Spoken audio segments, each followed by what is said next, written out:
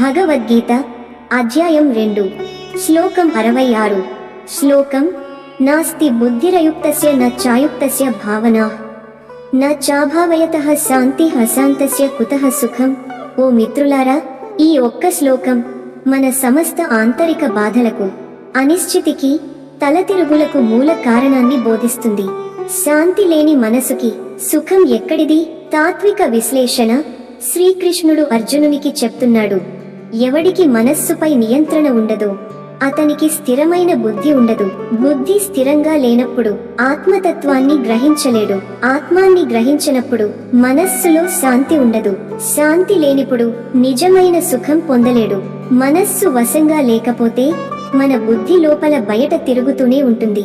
అది శాశ్వతమైన సత్యాన్ని గ్రహించలేను. శాంతి లేకుండా సుఖాన్ని ఆశించడం ఎండలో నీడ కోసం నడిచే వ్యక్తిలాంటిది.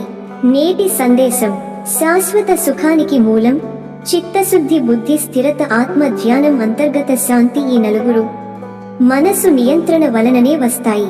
శ్రీకృష్ణుడి మాటలు మనకు స్పష్టంగా చెప్తున్నాయి, శాంతి లేనివాడు నిజమైన సుఖాన్ని ఎప్పటికీ పొందలేడు.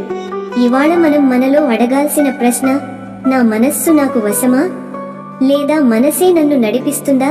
ధ్యానం, శ్రద్ధ, ఆత్మనిరీక్షణ ద్వారానే అయుక్తత నుండి యుక్తత వైపు ప్రయాణం ప్రారంభమవుతుంది. ఓం శాంతి శాంతి శాంతి. కామెంట్లలో మీ అభిప్రాయాన్ని చెప్పండి, లైక్ చేయండి. ఈ తాత్విక సందేశాన్ని మీ మిత్రులతో షేర్ చేసుకోండి. తదుపరి శ్లోకానికి ఛానల్ సబ్స్క్రైబ్ చేయండి. ధన్యవాదములు. జై శ్రీకృష్ణ.